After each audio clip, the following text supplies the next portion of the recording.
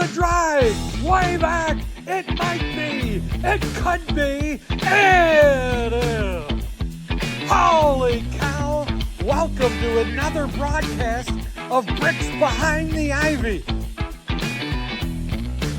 Hey, Cub fans, welcome to another episode of Bricks Behind the Ivy. Thank you so much to our awesome sponsors, Wrigleyville Sports, the best sports store in Wrigleyville, and Yaggy Road Roasting Company, based in Valparaiso, Indiana, serving cups of coffee just as special as the moments you drink them in. Hello, welcome to Bricks Behind the Ivy. Hey, Brickheads, welcome to another episode of Bricks Behind the Ivy. I'm your hostess, the mostest, Jeff Gandy, Cubs Rogowskis. This is, of course, a Cubs podcast for Cub fans by Cub fans.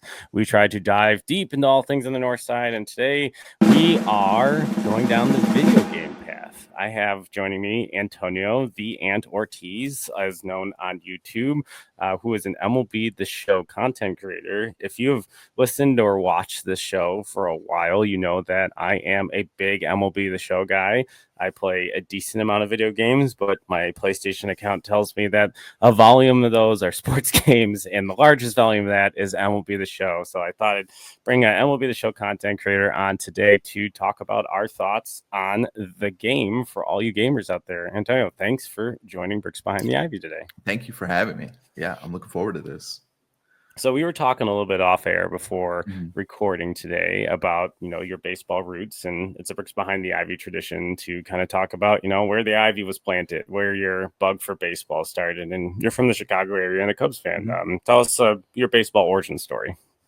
Yeah, so I don't currently live like Chicago or the Chicago suburbs anymore, but I grew up in like the western suburbs. And so like my dad, he was a Cubs fan. And so like just growing up, I was watching the Cubs, and it just kind of stuck with me. Where I was like, you know what? Yep, this is my team. So like I grew up watching like Sosa, so it was like that prime of like, oh man, this is a superstar right here. And so like you watch him, you watch like the race with McGuire, and I'm like, man, this is baseball. This is fun. This is exciting. So, I've seen some good Cubs teams. I've seen some bad Cubs teams. But it's just one of those things where like when you watched it, you're like, the atmosphere is amazing at Wrigley. Like, it's just one of those teams that's like, it was fun to watch. And so like from there, I was just like, yep, we're gonna stick with them. And from there, it's just like one of those things that stuck. I was like, yeah, this is my team. Yeah, I think it's fun, in always listening to people's baseball backstories and getting an idea of how people find the team. And I think it's interesting, and I think this is a discussion for a different pod, a different day, that like we're in the Marquee era for the Cubs, and like you live outside of Illinois now, and like the Marquee app is probably this great thing where you can easily access the Cubs, where for people in the area, it's like what the WGN days are over, the national exposure. It's just so, but that was the lifeblood of like every Cub fan of a certain age, of this just like being on the TV and like attracted to like what our parents or grandparents were doing, and like this familial tradition and loyalty. And it'll be interesting to see kind of like how that shifts for Cub fans as we move forward. And maybe they love consuming Cubs podcasts out of people's basements in the south suburbs of Chicago. I don't know. We'll see. We'll see what happens. But, let's not bury the lead. I brought you on today to talk about MLB The Show 25. For those who are not aware, MLB The Show comes out in the spring every year. It's the only baseball game, well, really the only true baseball sim on the market. There are some other baseball games now, but it's very different than when I was a kid, whereas like I was saving money to get high heat, triple play, or with an MVP, and like the MLB Power Pros and all the different iterations of baseball games. Like I would have 5 of them, and when I was losing in one, I just changed the disc. But now it's now I only have one cloud to yell at. That's MLB The Show. Came out on March 18th this past year, so I thought we kind of go through some things in MLB The Show this year, and kind of talk about overall thoughts on the game in kind of a hitter format. So like what single, double, triple, home run, what they're doing well, and we'll talk about what some things that need to be developed. So Singles, obviously, is kind of the lowest end. If you're a newer gamer that might be newer to the baseball gaming space, like what's something MLB The Show does, sort of okay, that, might need some improvement or a little bit more than warning track power? Okay. So like, yeah, like, well, one, it's like interesting the way that you like formatted this, where it's like single double. So I'm like, oh wow, I never really thought of it like this. But like, I mean, like you said, they're the only baseball game out there, and so like I would say just like they do a good job just putting like a baseball product out there. And I think just like as a base, like it's one of those things where like when you're going on the game and like recreating a sports game is pretty difficult. So like, you're always going to have a bug or two where like something you see a hit and you're like, how did that happen? Or you see like a diving play from a defender and you're like, okay, that was a little cartoony. But like, I think they just put out like a good game where you're like, okay, this is something where I can kind of get lost in. And like you're also going to have those days where you're like, all right, how come everything's going against me? But like, I think as like a good like foundation, they do a pretty good job. And like, it's one of those things where like, I enjoy the game and I know like going into it, like I'm just here to have fun with it. So as long as I have that mentality where I'm going in to have fun with the video game, I think that's like one of those things that really helps rather than just like, okay, I need to win every single time. Cause like, I don't know. It's a sports game. You're going to lose too. So I don't know. I think just as a foundation, they do a pretty good job of like recreating a baseball game. Yeah, I think, for me, it's one of those things that I don't like to play sports games where I win all the time anymore. Yeah. That's not what I'm in it for. Like, because then the realism disappears. Like the Madden, I feel like Madden is probably the game I point to the most of like the unrealistic, like you're either scoring 120 on your opponent or you're turning on like absolutely ridiculous, like AI designed, like not even fair secondary coverage in the higher tiers of Madden, and you're losing. And that's I feel like MLB The Show does do a very good job of kind of being a very accessible. One of the things, and maybe I'll define this as a single, is I like the dynamic difficulty a lot, because then there's to me, there's like this ebb and flow of like being on a heater. Like sometimes when you're playing actual baseball, it looks like a beach ball, and other times it looks like a ping pong ball. And some days I'm trending on the Hall of Fame end of hitting, and then I go in a slump, and like it knocks me back down to All Star, and I'm able to kind of find my groove again and see some of those base hits land. And yeah, it can't be easy designing a game that is entirely based on a game that is based on failure. Like baseball is not a sport where like the best players should be hitting 700, like the best players should be hitting 300. But in a video game, that's going to be a really hard thing to sell if players are failing 70% of the time, because they're not going to want to play it. Yeah. So let's give some context for the audience as well. So you have a YouTube channel and you create a lot of different content. A lot of content that I watched on your channel is franchise-based content. So it's going through and simulating like a GM type mode for those who aren't aware. And that will be the show. Can you give us like an idea of the content you create and your process with MLB The Show and being an MLB The Show content creator? Yeah. So when I first started, I kind of noticed that like that was an untapped market where people really weren't kind of taking that GM mode approach. So that's what I kind of ran with. And so like, it's really just about taking your team and you're like, all right, I haven't seen my Cubs win a World Series in a while. Let me build what they currently have and go and win it all. And so like, for me, it's one, all right, let's go win a World Series with this team, but two, let's make it fun. Like, let's not always sign the best players. Let's try to find that hidden gem that could potentially be like a cult hero for this run to a World Series, or maybe a draft pick that I find that ends up just absolutely developing into a superstar. But it's really just trying to find a fun and different way to approach winning a World Series rather than just going out and spending all the money that like the Dodgers are doing right now. Something that's a little bit fun and different.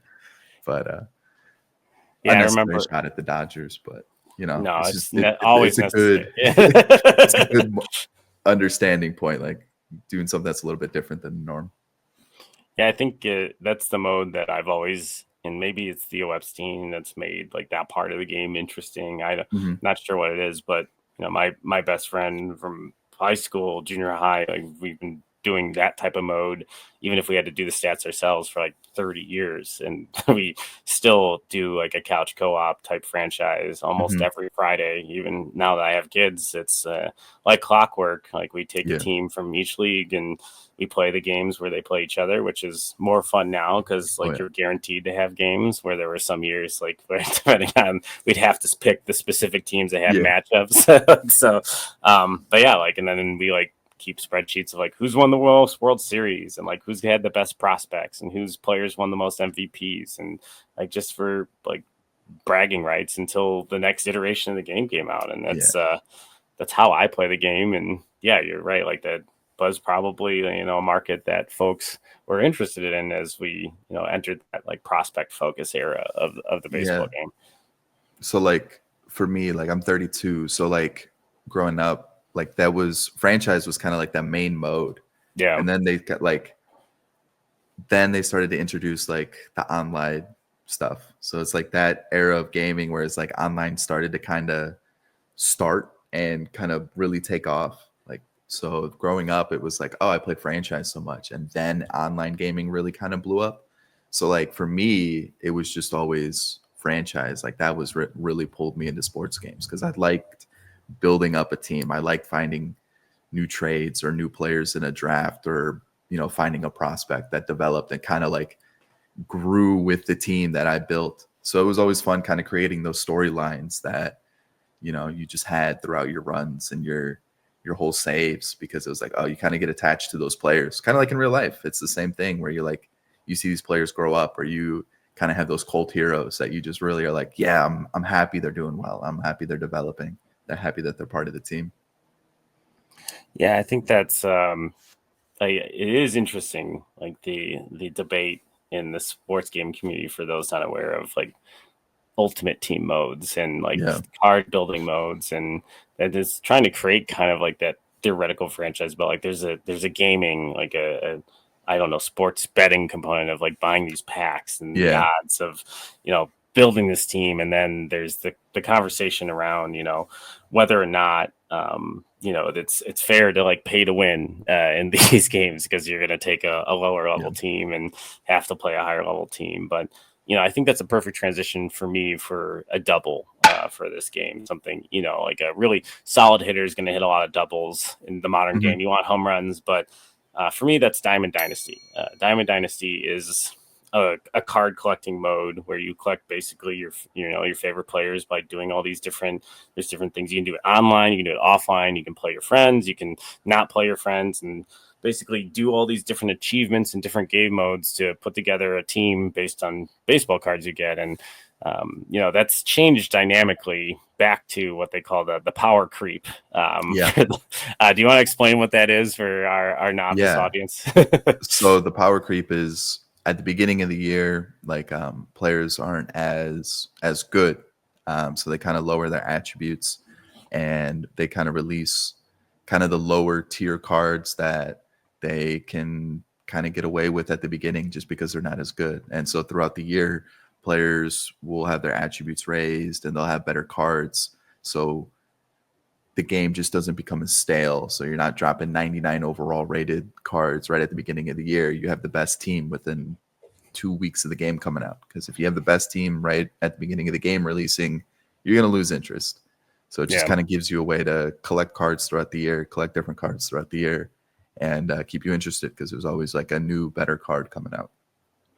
Yeah, and I think they've done a really good job of like with that power creep. There's been a little more balance, I feel, and the online community early on, like it's not, when I hop on them with the Diamond Dynasty, like I'm in and out of Diamond Dynasty, I don't feel like I'm getting absolutely railed by some guy who dumped $1,000 in this card. You can get all these cards if you want, like really good cards for free by just playing the mode, or you could skip all that and dump some money into it and get the cards. But like the cards are going to be the same for both those people. So when you're playing other people, there's not like this huge competitive advantage like in other Ultimate Team modes.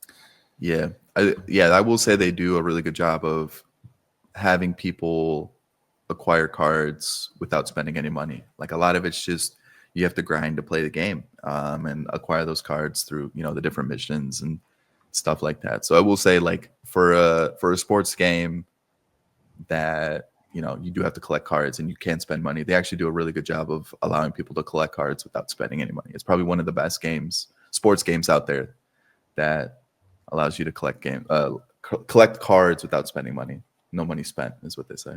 Yeah, I was gonna say, for those who are interested, there's a lot of different MLB The Show streamers who will do a lot of the card carrying content, and they call it their no money spent team. Mm-hmm. So you can see how good these guys like get their teams and not spend any money. I've not ever jumped money into the secondary like stubs.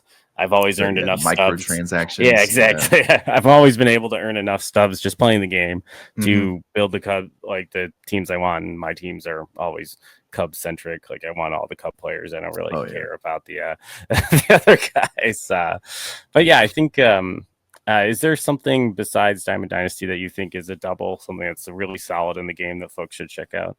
I think it's one of those things that kind of gets overlooked just because people kind of skip through the cutscenes sometimes if you're playing like franchise or stuff. But they do a lot of like storylines or like prospect highlights and stuff kind of like on the news ticker, or it'll pop up in the cutscenes during a game. And it's a lot of in-depth stuff that like I never would have thought of. So they'll have like a fake fantasy sports stat line, or like a prospect highlight, or a storyline that's happening within the franchise save.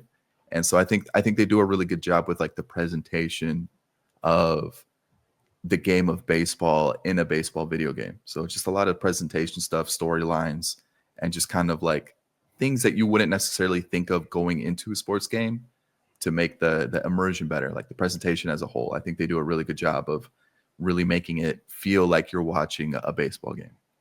Yeah, I think this year's iteration too feels like there was a lot of love given to that. Maybe not necessarily early on. There was a commentary bug that made me laugh, where every base hit was a line drive to right field. Which, like, folks, if you just look on the internet, it's everywhere. It was and that's Boog saying it too. So yeah, correct. Yeah, like, yeah, there he is. Yeah. It's like Cub fans get a lot of Boog Shanvi, so then like you're hearing this one line like for every time you hit the ball. It was really jarring. But yeah, there's in the franchise mode, I've noticed too, like some cool things where they like while it's loading, when it goes into the presentation package, there's like 5 or 6 at minimum, like storylines that you can pick, and then there's a presentation package tied to whatever storyline you pick. So maybe you called up a prospect and it says like prospect's debut, and you can click on that one. Or like maybe Dansby Swanson, and we're going to use a lot of Cubs examples here, is like on a heater. They're going to talk about his last 5 games. And like there's some really cool, just like makes it feel way more organic. And some of the visuals too of like the ticker on the bottom has way more advanced stats and fantasy projections for players at the beginning of the year, like all-star voting, real-time scores. They just have done, like, there's been a lot of TLC to making the game feel like you're watching, which is something MLB The Show I feel like has always done very well. It was those I feel like the early marketing of PS3 was trying to sell Uncharted as like you can play that in front of your girlfriend because it's like playing a movie, and then the other one was MLB The Show of like someone would sit and watch you play it because it's like watching a broadcast. Like those were like the two early like easy marketing things for PlayStation games, and MLB The Show has done a really good job of kind of retaining that.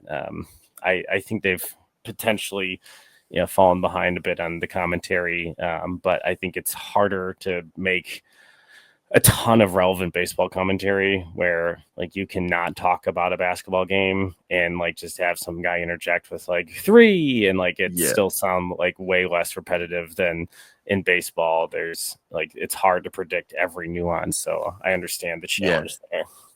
And also like, it's a sport that's built around like failure, 3 out of 10 times. That's a great hitter right there.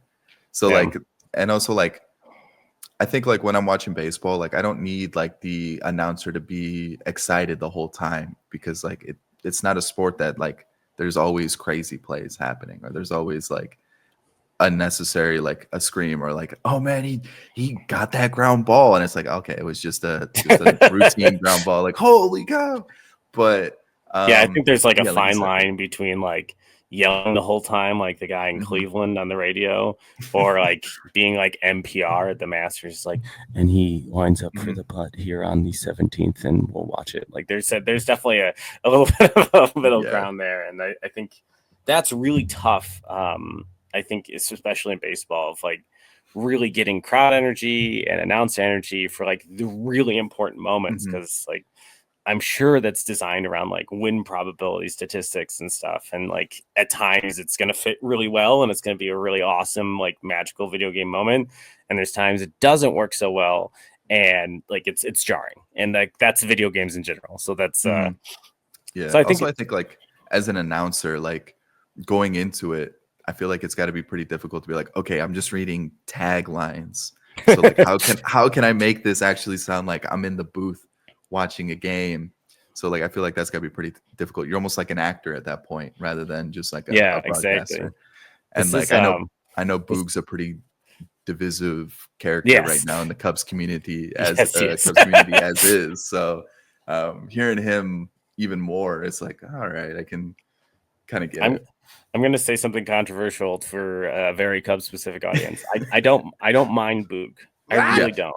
And to me, I thought it was really special in a weird way for some, like as a person who's played MLB The Show. Excuse me. I think is this the 20th iteration of the game, or is it more than that now? I don't know offhand.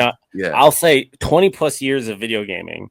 I have played MLB The Show. I've played every iteration. I've started this new thing where I want to collect a physical copy of every game for my man cave down here, because like the game has meant so much to me. And there's only been one version of the show that's had a Cub player on it, and it was Javi Baez, which I want to talk about that really quickly.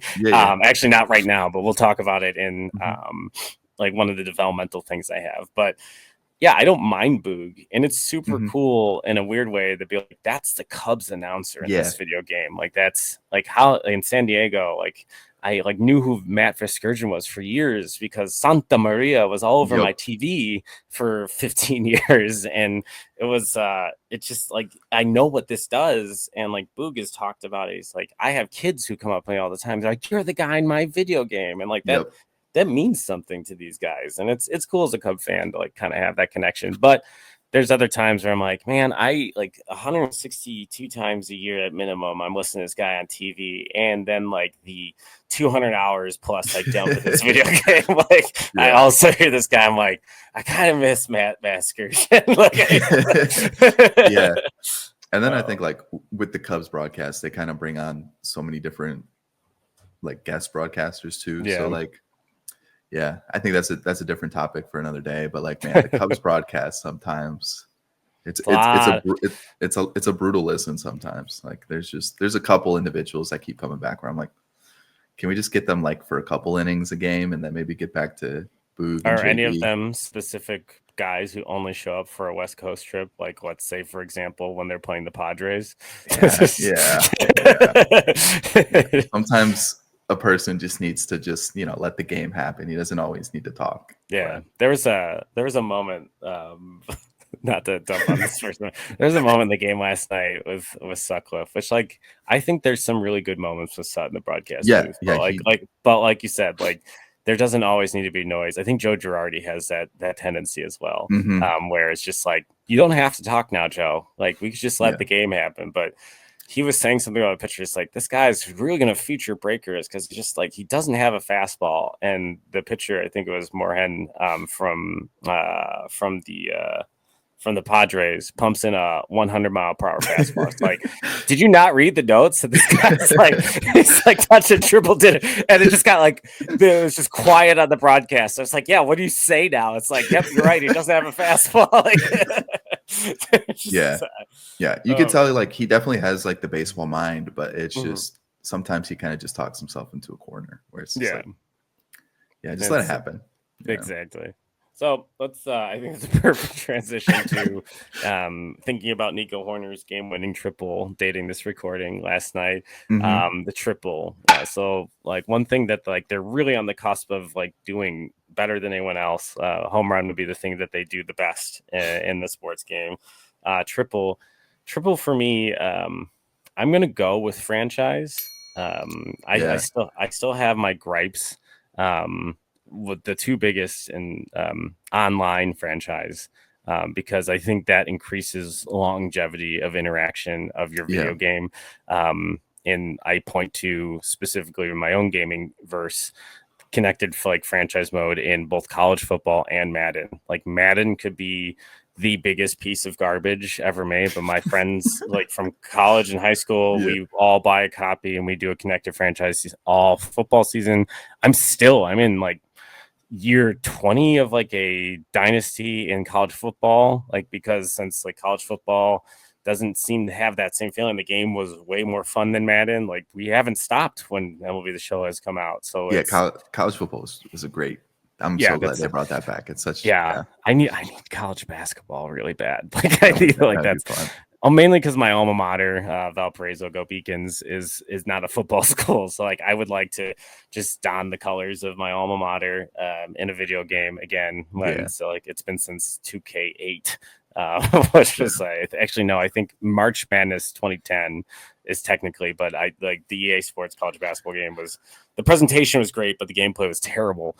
So like it's just not the same video game. But let's not go down the college path. But yeah, for the Triple E, it's franchise, and they've done a lot. I think there's like 2 fog of war modes within franchise now that are excellent, and that's the scouting of amateur players, which you get kind of like every week you get 3 scouts that can focus on territories or types of players and really hone in, and like you can find like generational players from time to time, and it's super exciting when you find one of these guys because it'll show up as like it's not on anyone's radar. It's like the MLB prospect rank is not available, but like yours is 1, and he's like a 99 tier, and it's such a cool moment, and that's like makes me want to do more years in the franchise. And they've had a very similar type of situation the off season where you can only focus on like 3 off-season players that are like free agents at a time,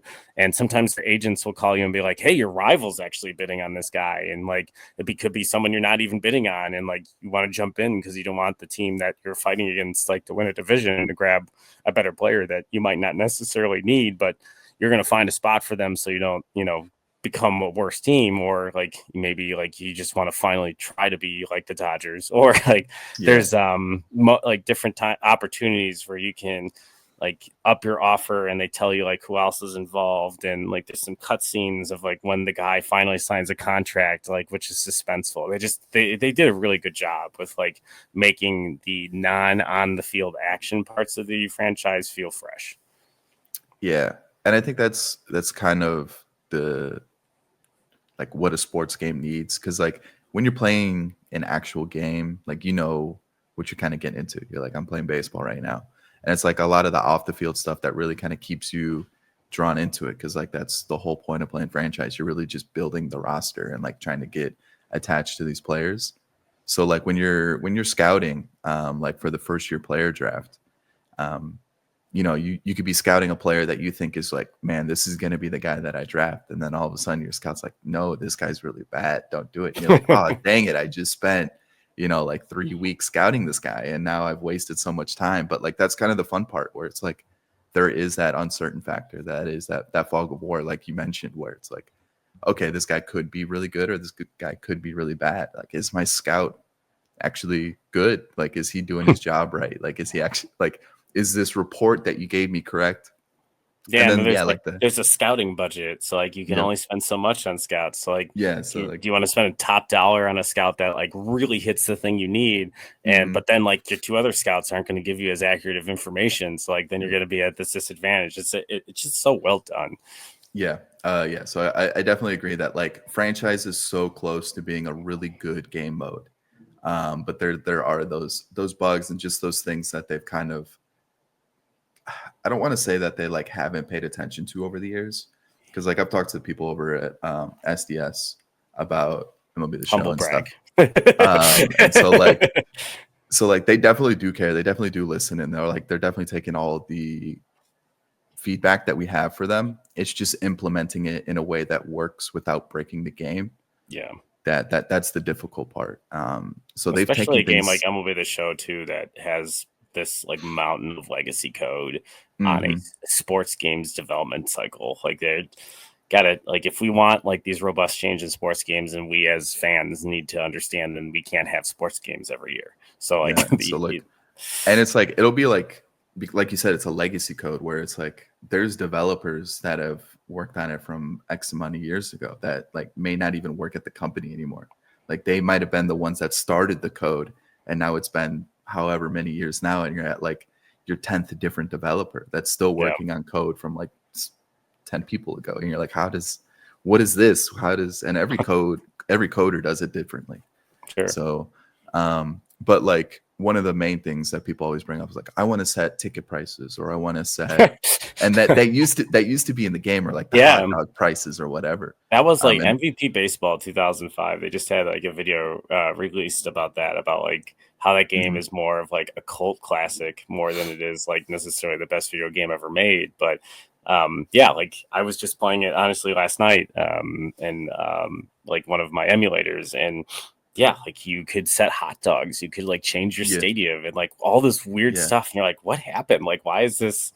But like the baseball game has become so intricate code wise, like you can't really waste code space like for hot dog prices when like you have an advanced physics model that's like calculating how a ball should go off the bat. So like it's just I'll trade hot dog prices for better hitting. So yeah, so they actually said, like SDS said, that they took out those like ticket price changes and stuff because it actually wasn't doing anything to your budget. Like you could have a $0 ticket price or $100 ticket price, but it wouldn't change your budget at all. So they're like, it's not really doing anything, just taking up space. Let's get rid of it. Maybe they implement it in the future. I really don't know, but like it's one of those things where like if they're taking something out, they're probably looking to, it's like either maybe implemented in the future or it just didn't work. So they would rather have something work in the game rather than it just be like a placebo effect type thing where it's like, oh, I'm just moving a number and it's not really doing anything. So I think it's obvious that like probably the two of us are burning a lot of our time, and based on your content as well, in the franchise mode. Yeah. If you could ask for one thing in MLB The Show 26 for franchise, I'll let you go first, and I'll have one as well. What would it be? What would you want? Oh man, I'll do two things because like now I have two as well. Like one is pretty hard. I think bringing in like an international like free agent thing would be cool. Fun because like right now their international players are in the first year player draft, which like doesn't make sense at all. No. Like I don't know how they would implement it though, so that's like kind of always something that I kind of take into consideration. Like how would you implement it? So like how can I expect them to implement something that I don't necessarily know like I would do it? But I think having something that it's like you have like a bidding war, kind of like a free agency where you just have like a pool of international players and you just kind of have like a bidding war over it. Blind bidding, like to negotiate or something like that. Like you can scout the players, that's fine. But like, yeah, it's just kind of like, here's a contract. Are you going to sign with me or not? I think having that just to get more players into the game, that would also be fun just to like have like, all right, another fog of war element. Am I going to get this, foreign player onto my team? So yeah, having like a foreign international period would be cool. Man, there are a few things that I would love in the game, but I need the trade system to be overhauled. Like only trading 3 players. The trades in general are just all over the place. I know that's like a big gripe for everybody too. I know a big thing is like which roster you end up using in the vault also plays a big part of like how the feedback works. But yeah, trades are so busted. Sometimes you see some really bad trades that shouldn't happen. And I know there's crazy trades that are happening in baseball now, but man, this is I think being limited to only 3 players really hurts it. Yeah, and I think like I understand like how they for those who are unaware. Like they tried to build some logic around like the player's performance being a weighted factor, the value of the contract being a weighted factor. And like, I think it works in some ways, but then, there's just some outsized outliers and that are harder. Like, I feel like Mike Trout in this year's game is a player that I see that gets traded a lot because there's this weird, like his contract is huge, like the back end of it, and he's aging and like he's still a very good player and like he's in a situation that's not great. So the Angels don't necessarily like compete. So like I feel like every time I've done a franchise like where I haven't altered the roster, Mike Trout's going somewhere and it's for a lot less than he should, like because it's always like three prospects. Devers is another one. Yeah, that's another. And it's like I don't know if there's like a positional fit component there because like now that they have Breggs and like they think they have two third basemen and so it's like their position, their age, their contracts, their in-game performance, like it's all those things kind of tied in. But then if they like have like you said, they have Bregman, so they're like, all right, well we can move this really large contract. I don't need Devers, which is crazy to say because like, correct. that bat is something you want to line up. But it's interesting to see the trades that happen. Like they have a trade slider and like their base setting. Like you just see trades fly like crazy, which is, I don't know. I'll go through a save sometimes and it'll be like the first month of the season and there's already like 10 trades. And I'm like, well, I don't think that's going to happen. So I always turn down the trade slider a little bit just to make sure that I'm not seeing 40 different trades before the deadline happens. Yeah, like it's like I feel like the activity picks up in May and it's that doesn't happen. And if it does, it should be an intense overpay and it's a very special situations. And I think for me, I've kind of already like not trying to bury the lead of online franchise is really just needed. I think I understand, a few years ago, like STS had indicated that they were trying to overhaul their servers so that it could manage online franchise. And I also understand like Major League Baseball seasons are long. It's not like the 16-week or 12-week or, college where it's like there's less data that needs to be managed. So I see the struggle. And I had mentioned this on last year's episode with Chris Mills of I kind of saw like a week-to-week type structure in the UI for March to October that I was like, is this like something you could transition to online where it's like you get a week of games and like everybody could play their week and then you hit advanced? Like it had like a connected franchise, like the Madden connected franchise menu feel to it. But like I know that code is a little separated from franchise from what I understand. And I think it's still a potentially Herculean task, but it really is going to like it's going to create this intense longevity for the game. Yeah, like servers are a weird thing, especially with like crossplay. Yeah. Because like MLB servers already just they're brutal. Like I know this weekend with like their the weekend classic for their Diamond Dynasty mode, it crashed. And it used to be like every year the servers would crash on release night for the game. Yeah, exactly. And it was like, holy cow, like if it can't handle just like release day or like a weekend on the game, like clearly they're pretty bad. And like I play a lot of like FIFA, which is now like EAFC. Even their servers, and like that's a big corporation, their servers like just struggle with crossplay. Like that's one of the big issues right now where it's like if you're on PC it's fine, but something about crossplay servers, it's like really delayed. And they have issues. So like I'm looking at it with like SDS, which is like falls under the umbrella of Sony, but it's still not like correct, technically like a Sony thing.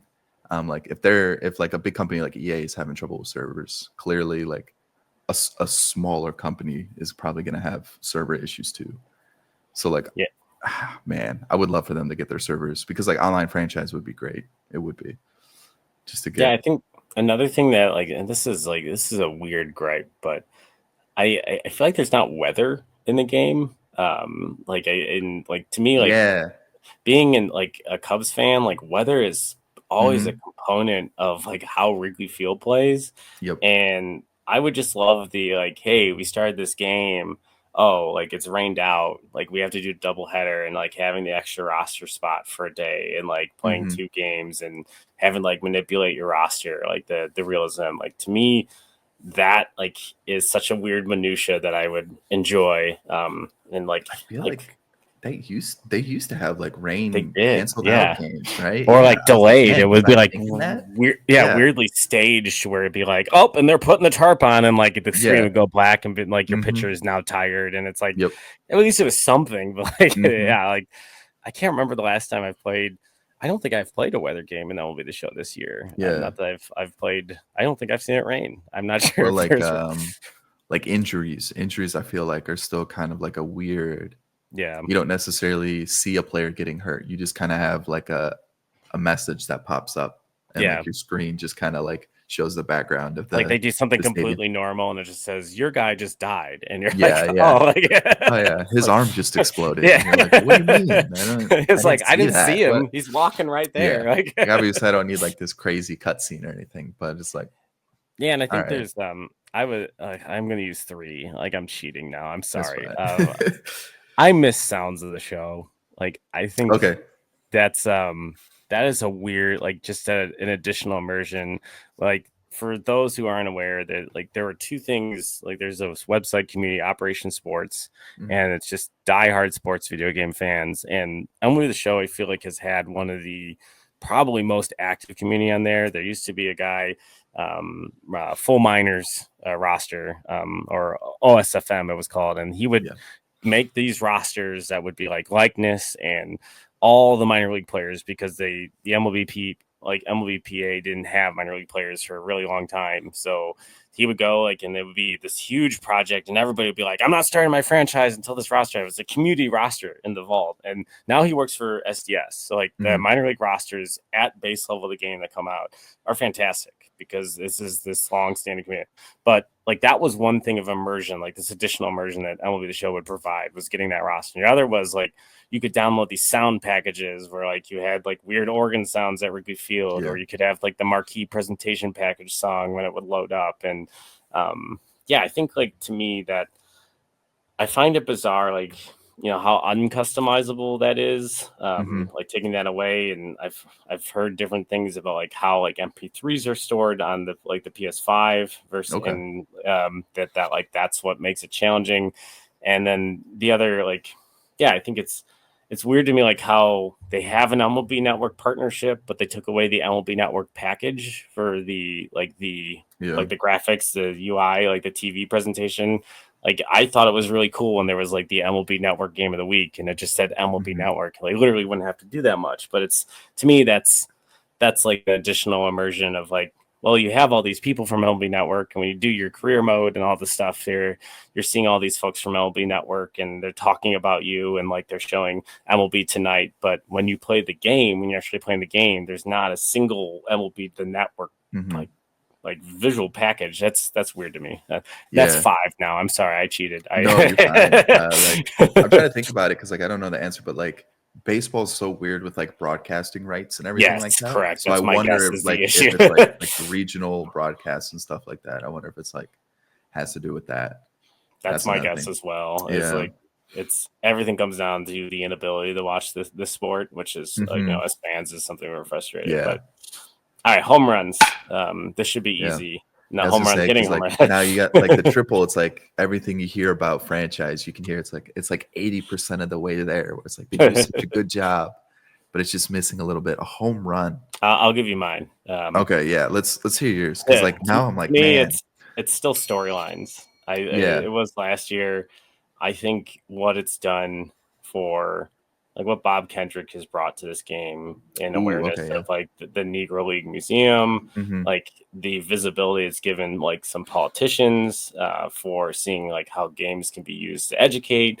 I Mhm. think there's just such a huge opportunity, even beyond just the Negro Leagues, which Yeah. is such an important part of the baseball story and has become more like interwoven to the baseball story. It's now acknowledged statistics like on Baseball Reference and baseball record books. Mhm. But like being able to tell like the stories of, because to me, baseball, I always tell people that baseball is like watching a soap opera for the first time. Like by the end of the first episode, like you'll know the characters and you'll know what's going on in the episode, but you've missed 40 years of backstory about why when like Janet punched Mike, why it means something, because like Janet like used to date Mike and Mike has Janet's son, but Janet doesn't know that that's her son or whatever. That doesn't really work because moms know who their kids are. But like what I'm saying is there's all this intricacy in the backstory of like every interaction in baseball of like why things are the way they are because something used to happen that came before it.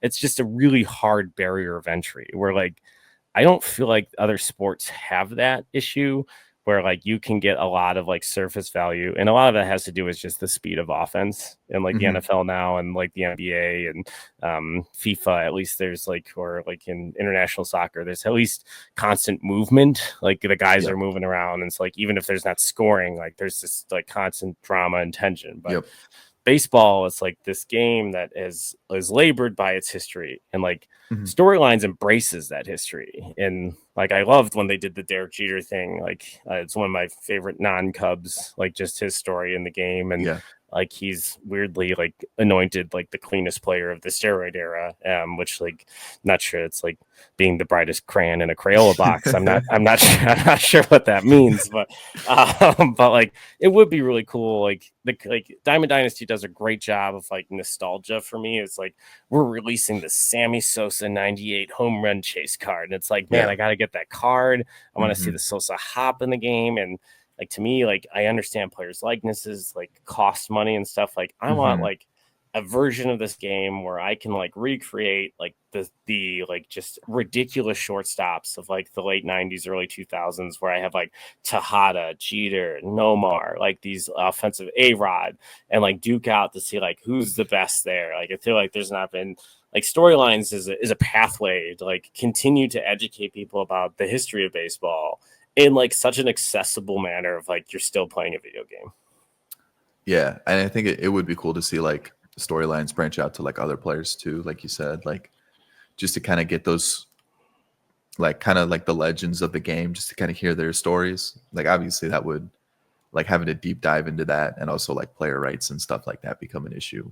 But like but yeah, like with the Negro Leagues, like hearing their stories and just kind of like the players they are. And I think, Bob Kendrick does a great job of telling the story.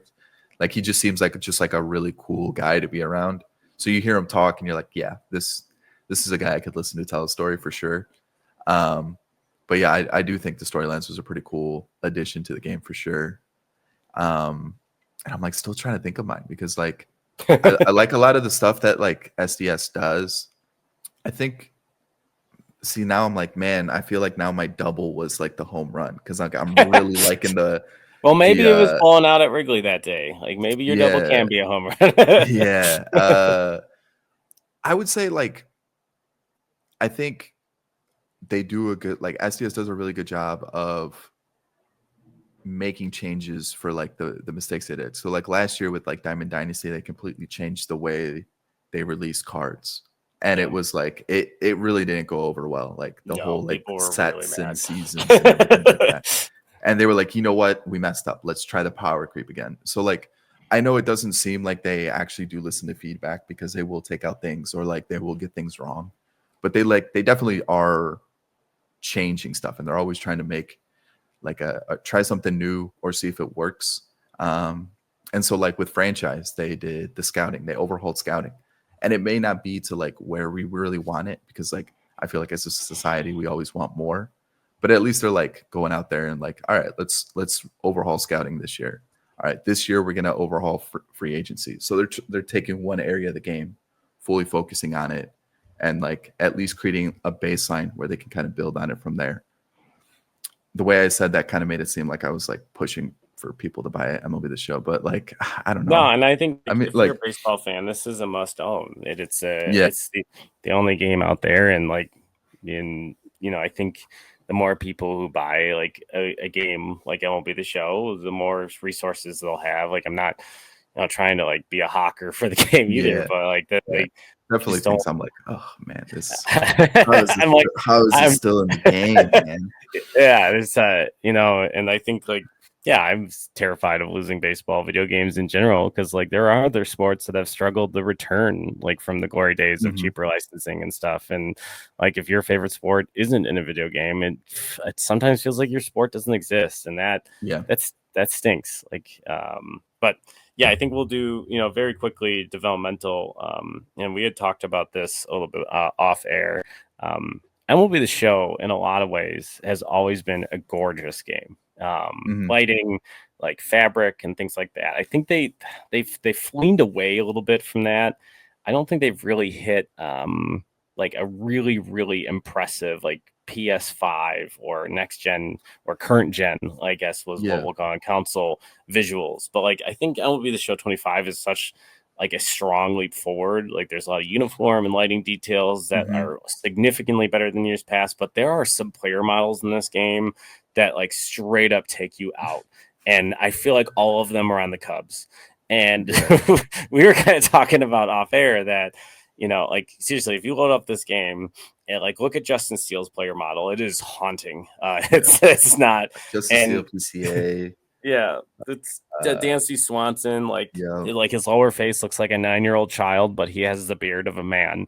Yeah. Like it's it's like Yeah. Jameson Tyonne's eyes look like they don't work correctly. Like there's like Yeah. a lot I mean, of if you look at the crowd sometimes, like yeah, from certain camera angles, you'll see like the kids in the crowd, they look kind of weird too. yeah. Um, but They like look yeah, like player little PCAs and hats. yeah. It's But yeah, sometimes just player models just look pretty off-putting. But also one, like just graphically, like you said, it feels like they haven't fully committed to like current gen. They're still kind of like, well, yeah. we have This the was game on the the old, like the previous gen game consoles, so it feels like they're kind of held back by that to This keep is the the game. first iteration in which there was not a PS4 release, Hmm. but they still have a Switch version, Yeah, which which I feel like like has to hold them back a little yeah, bit. correct. Which like I'm hoping the Switch 2, like which has PS4 aspirations, Mhm. like will like at least help them downgrade in a way that's simpler. Because yeah, I Yeah. think to me, yeah, I understand it's hard. Like baseball rosters are huge. Like at minimum, there's 90 men in an Mhm. organization, especially when they're doing the minors as much as they are. And then there's 26 men on every organization, and you can't hide it like idiosyncrasies with helmets and stuff like other Yep. sports. But yeah, at the end of the day, it's tough, and like we can have this quick conversation. Like there's not a player on the Cubs until Kyle Tucker that deserved the care of Mhm. having an extremely good player model. Like there are Yeah. player models in this game that look fantastic, and they're exactly who you think should look fantastic. It's Paul Skeens, it's Aaron Judge, it's guys that are like on the billboard. Even though I would argue that Shohei Ohtani's player model is a little bizarre. I think like Yeah. he looks, but there's something cartoony about it that like bugs me. But Yeah. And I wonder if that there, also has to do with like the graphics not being yes, fully optimized with the like current gen.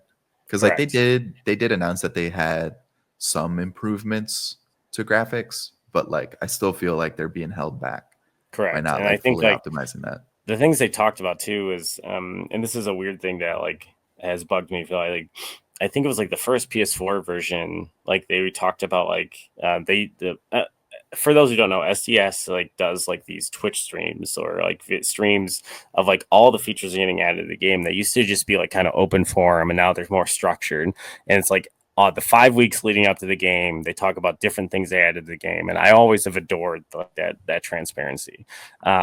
And when they launched the PS4 version, one of the things they talked about was like what the new technology was going to give them, like what they were able to do, and like they were able to like make more variety in the crowds. And one of the things they talked about was like fabric material differentiation, and they were they were showing like metal, they could make it look more metal, and then like when you would hit a foul ball off of like some metal part of the ballpark, it made a ting where like when it hit the pad. And now like those things are gone. Like if you hit a foul ball into like the camera well, it makes no noise, where before it used to make like a sound like it was hitting a camera well. And it's just like some of that minutia had disappeared. And yeah, like this year they talked about like they did some graphical improvements, and to me it's clear like the jerseys look way better. Yeah. Like in like some of the materials on the fields, the coloring of the materials of the fields, there's some really nice touch that I didn't know they had changed. Like when guys slide into third or like slide and start, like the dirt like pops up and like spills over outside into the grass, and it's like it's those it's when you see those things, you're like, wow, that's really great. And then something like Justin Steele comes in and looks like a zombie and pitches, and you're like, this is what happened here? What happened? Who approved this? And it's like, yeah, it's fine, that's great. Like they're only the second largest media market in the country. No one's gonna notice. Like it's just it's a weird situation. They really need to like take advantage of the hardware. Yeah, just like this whole conversation we had, it just sounds like it's so close to being very, very good. It's just like it's like 80% of the way there. It's a triple, like by like if I had to give it a rating, it would be a triple. Yeah, it's like so close to being like one of the best, like easily the best sports game out there. It's just missing just a little bit in every aspect where you're like, man. And the thing that is like helping to like I feel like to me, like if a sports video game, like college football is the best sports game out there right now because of like, and it's not even feature loaded at this point, but it played better than Madden. The connected franchise mode is amazing. It like really just kept me sucked in. Like I feel like NBA 2K is the prettiest like presentation visually, like physics motion wise, but it is the most bogged down by microtransactions. It's a game that if you want to play online, you have to shell out like a second mortgage to compete, and it's just ridiculous. It makes it not fun. So like, but MLB The Show like sits in this nice vein of like, you don't have to pay to win, and it is a very good looking game, but like there's something still holding it back to being like this incredible baseball game, and I don't think it's sales numbers. So like that's I think the game does pretty well, but I'm hoping like it does everything very well. Like you do like with the scouting, like it does really well in franchise, or like you said, you don't have to spend a bunch of money to get a really good team online, because like you can put a couple hours in here and there and you can grind and get a really good card. But it's like those extra features that everybody wants, like the cherry on top that would make it that best Sunday ever. That I feel like it's missing to really put it over the top compared to other sports games. So I want to be respectful of your time, and I want to thank you so much for coming on Bricks Behind the Ivy. Let's give you some time here to kind of promote what you have going on in your YouTube channel, and any upcoming content you have that folks should look for. Yeah. Well, thank you for having me on. It was cool to talk about this. And for me, it's just YouTube videos. That's like my main platform. But yeah, franchise content for MLB The Show. It's not Cubs focused or anything like that. I do all teams. So like even the teams that haven't won in a while, I make sure you guys get to feel some glory too. But yeah, I rebuild teams. I make them good. And I try to make sure that it's a fun and different experience for like every team. I don't just try to keep it the same where I'm like, let's build as fast as possible. But yeah, that's really it. I just play a video game, which sounds crazy in today's age, but yeah. So if you have not already, hit the subscribe button on this YouTube channel. If you're watching it, make sure you hit that subscribe button. If you want to help us grow, make sure you're leaving comments, asking questions. If you're looking for the Ant Ortiz on YouTube, he is the Ant Ortiz on YouTube. So go check out that YouTube channel today to get some franchise content and see some of the game that we've been talking about. If you haven't played MLB The Show, there's a lot of good visuals of what the game is on that page. And thank you so much for coming on. This has been another episode of Bricks Behind the Ivy, brought to you by Wrigleyville Sports, the best sports store in Wrigleyville, and Yaggy Road Roasting Company. It is giving you the energy like a late 9th inning rally or 10th inning rally like the Cubs last night, and they make coffee just as special as the moments you drink them in. We'll see you guys next week for regular content. Go Cubs.